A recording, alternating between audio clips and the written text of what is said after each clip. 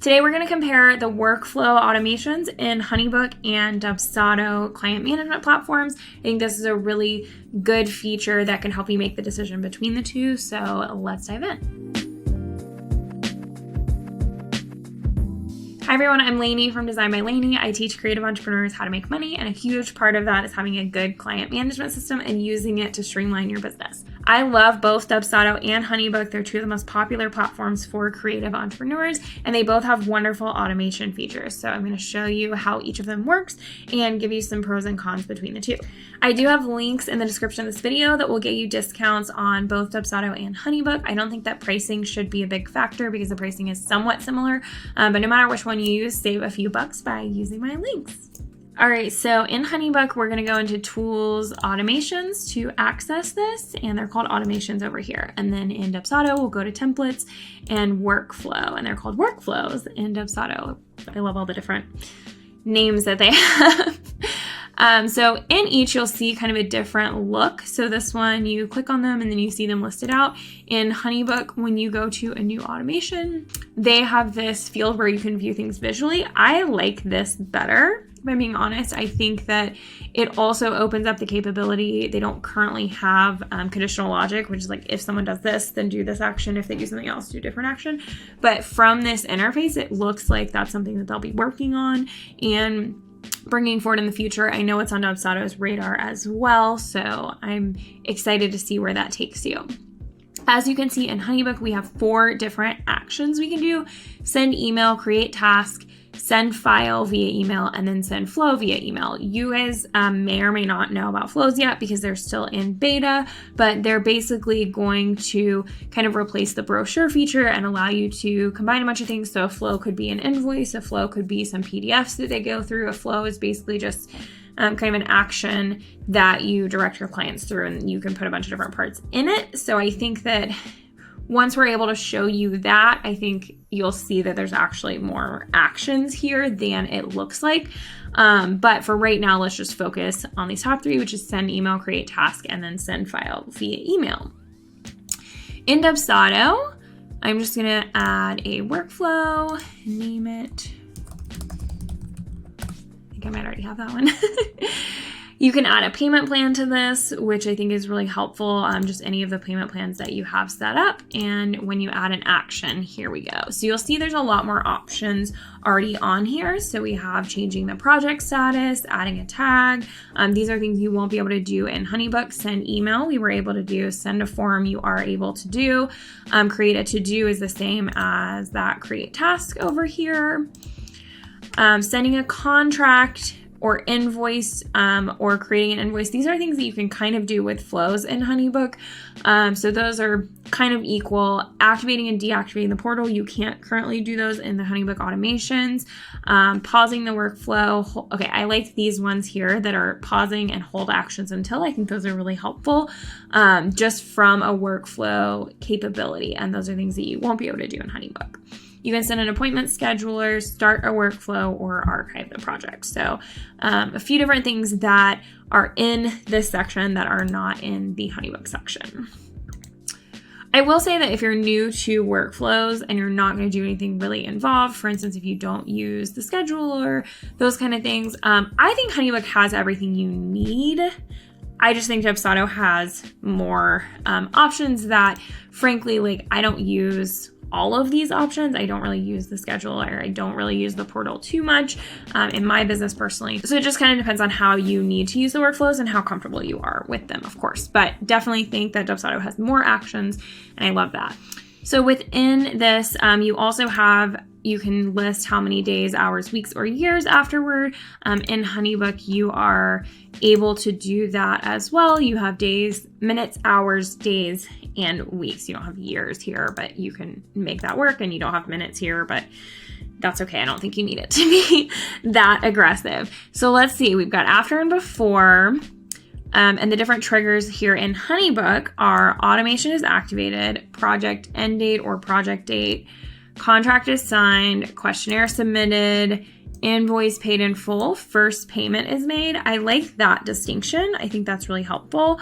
Project moved to completed. So that means you move it itself, and then you can do something else, but it doesn't have the capability to actually change that project status.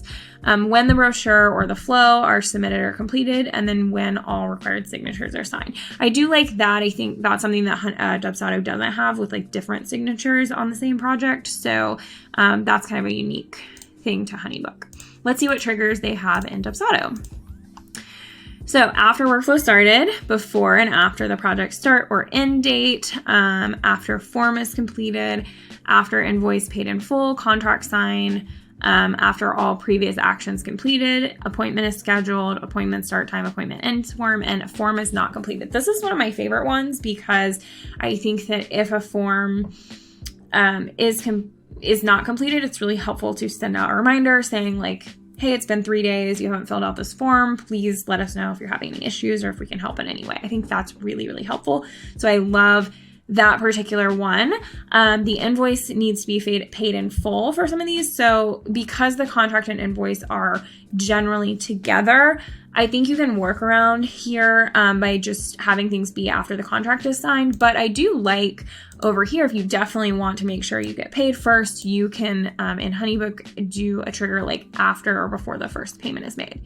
I like these over here in Dubsado. In addition to the form being completed, I like the scheduler ones. So when if you send over an appointment scheduler, they schedule it, and then automatically within that workflow, you can, after an appointment has ended, go ahead and send like a thank you follow-up. So I really like that.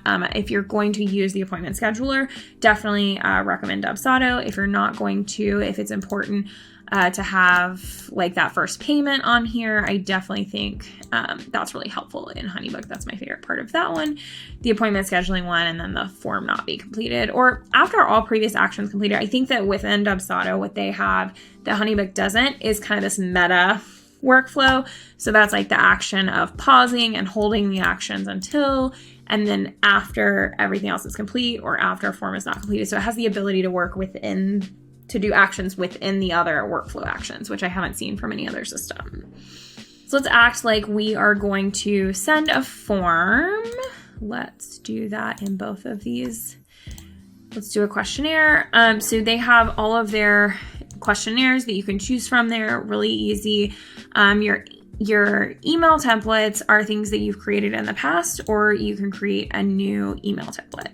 You can also do this. So let's do send form, and you do our information questionnaire. Same exact form here in both systems. I like that you have the option here in Dubsado to send the email and apply to the portal, or just apply it to the project. So sometimes what I'll do is apply my proof form, like on my workflow, I have applying my proof form to the project only. That means it's there. It saves me like 3 clicks, but it's still nice that it's just there for me when I need it, because I have to do so much customization to that form. I would never be able to really send it as part of the workflow, but it's nice that I can just go ahead and apply it, so it's always there, and it saves me a couple clicks and the thought process of having to do it each time. All of those little things add up. So it's like, it's not a big deal to send a form to one client, but if you have 60 clients, it's so much easier if Dubsado or Honeybook can just do that for you. So that's really the power of workflows, and I love them. I like that you can edit this workflow email right here. So of course you can use a canned one that you've already created, but you can create this email right here using all of our smart fields. So smart fields are like, if I need to put the invoice total in here for some reason, there's you can do custom map fields in Dubsado, which I have a whole video on as well that I'll link for you. So you could put like, the project location name. You could put anything in here that you need. Now, you can use merge fields in Honeybook, but from what I can tell, you can't do that in this email template right here unless you know how to type them. So for instance, if you type the brackets just like this, it will become a merge field. But if you don't know how to do that, you can't access them here. So you'd have to go back into your other email template section and create that template and then select it here. So it's not to say that you can't do it. It's just that it's hard to, it's just harder to do that. So let's see. If I were to look at this one, it does have those merge fields in here, and maybe they're a little easier to type here. Maybe not, but you have to know how to do that. Whereas in Dubsado, you can just use the Smart Fields platform and all of their editing features as well. So I think that's a little bit friendlier. We have done that. And then you can just do all the same things as far as the timing of when this is sent. You can also do fixed in Dubsado. So for some reason, if you have a workflow based on like you're running a workshop, you're doing mini sessions for the holidays, you can send an email that's always going to go out on the same day. You can send a form that's going to go out to everyone on the same day. So I kind of like that. I don't think that it's quite as useful. And I think there are workarounds for that, but they don't have that in Honeybook. So I do like that in Dubsado. And then in both of these, you can require the approval for sending, and it's a little checkbox right here. That basically means like on this invitation questionnaire, I have pieces. I have the invitation, the return address, the RSVP card, the details card, a rehearsal dinner card. I have all the different possibilities of pieces that they could need, but not all my clients get all of those. So if someone's doing replies online, I might need to make a little change. Or if they're not doing a rehearsal dinner invite with me, they're doing those elsewhere, or they're not doing those, then I need to just delete that section. So in that case, I'll do require approval before completing this action. And then when it's ready to go, the form will be in the system and it's ready for me to approve, but it won't send it until I've made those changes that I need to within the project. That won't change the full questionnaire template. It will just change it within that project. Okay, so I've created this custom invitation workflow in Dubsado. That is one that I actually use for my clients. I'll run through it. As you can see, there's a little bit more information than you can do in Honeybook. I've got kind of a sample one set up from another video that's custom invitation automation. So I'll just show you how to add these to projects, but I want to run through the Dubsado one first. So basically, just to show you the power of what you can do. So after the workflow starts, I activate the portal for the client. Then I send their proposal to them. And then as soon as they sign the contract, I move it from a lead to a job. So this can just help the projects move seamlessly between all your different buckets, and you can customize what those buckets are. Then I'll send this welcome email, and I want to show you what that looks like. Okay, so one day later, it'll just say, hey, we can't wait to get started. Here's some resources. And I preempt any questions that they might have or any issues they might have with like addressing. They need the template because I got to get them to fill that out before we get to the end of the design process. Invitation wording, addressing etiquette. So anything you're answering multiple times, any questions that all of your clients are having, you can include here. And then I give them the access to the portal, which is where they can log in and view all their files, give them their portal password as well. Nothing too crazy. And then the next day, I'm going to send them their information questionnaire. And I think it's important here, no matter which system you're using, when you're doing this workflow, the best thing you can set up for yourself is walking the client through the process. So this line right here, once this is complete, here's your questionnaire. Once it's complete, please allow 5 to 7 business days for your round of proofs. That saves me so many emails, just having that line right there. So they understand what to expect once they do that. Then we're going to add the proof form, as I mentioned, directly it says send, but we're just going to apply it to the project portal, and then I'll have it there. I create the proofs, etc. And then sorry, I thought I moved these accidentally. So once their questionnaire is complete, again, they get a thank you, and we're working on your proofs. In the meantime, please do your address template because that always takes a long time. And then once they are ready to go, and they've approved the final proof, this is one that it requires approval from me before completing the action. This is saying we are in production. So at this point, you've signed off. We're printing. I'll keep you updated. Here's the sort of time frame, but I can always update this as needed. That's why I require approval. And then please let us know of any changes ASAP because they might incur charges. Also, again, send your address list if you haven't yet. Okay, we're in production. And then 6 weeks after all of this, we're going to send them kind of a thank you again. This one requires approval just in case, hey, there was a printing error. Hey, I'm upset at you. Maybe I don't want to send this email. Every once in a while that happens, but I usually just approve this. This gives them a timeline for day of stationery, keeps them reminding, and then also asks for some feedbacks and let me know if there's anything additional I can help with. And then 6 weeks after the wedding date, I ask for photos and reviews. And then after that, I change the project status to passed. So it's still in there. It's not archived, but it's in a different folder where it's not mucking up all my other projects. So this is the power of workflows. And again, you can do a lot of this stuff in the Honeybook workflows, although not quite as much, not some of the changing the status, not adding some of the things to the portal without, or to the project without sending them. So there's a few extra things you can do here in Dubsado for sure. And then within the project, you can actually attach a workflow to your contact form. So when you're in forms, your lead capture, whatever this looks like on your website, you can apply a default workflow. So if you have a different lead capture for coaching versus invitations versus photography, whatever different things you offer, you can apply the appropriate workflows to that automatically, so that any lead that comes in with that will automatically have that workflow. Or you can just go into an individual project, go to your workflows section, and apply this custom invitation workflow. You see all these steps here and you can apply it. Now, any changes that you make here are just going to apply to this project. If you go back into your workflow templates and make a change, it'll ask you if you want it to update with all the current existing projects that it's on, and you can select whether you want to or not. So here you'll be able to see exactly where everyone is on this workflow.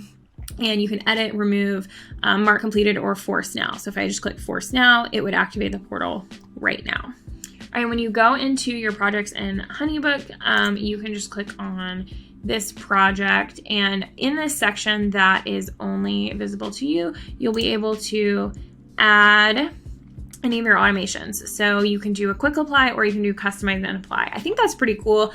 In Dubsado, you can always edit things after you've applied it. I like that you can kind of customize it here, or just we'll do the quick apply, and you'll see all of those steps. If I want to edit that workflow, anything that I do here will only apply in the gym test project because it says that. And then I can make any changes that I need to. I like the visualization of this. I think it harkens to what's coming in the future. I can't guarantee any of that, but it seems like that. But I do think that there are more options and it's a little bit more user-friendly in Dubsado. While Dubsado does have the clear advantage here, I want to encourage you to check out some of the other videos on our platform, because there are a lot of different features that you might want to use, and you have to set up your forms and your invoice and your proposals, etc., before you can start working them into your workflows. So if Dubsado feels a little bit complicated for you, then potentially Honeybook is a good option. It has, in my opinion, above industry average automation capabilities, but you can see in Dubsado it's a little bit more user-friendly and definitely more robust as far as the options that you can do. So in my opinion, Dubsado is the industry leader here. However, that's not the only reason that you purchase a CRM. So take a look at some of our other videos comparing the two platforms, as well as showing you in depth behind the scenes in both of these platforms, and even some other ones that we haven't talked about in this video. If you decide to go with Dubsado or Honeybook, I hope you'll let us help you save some money. Use the code in the description of this video. I would really, really appreciate it. And let me know what other questions you have that I could answer about any of these platforms or other client management systems you're checking out. Thank you.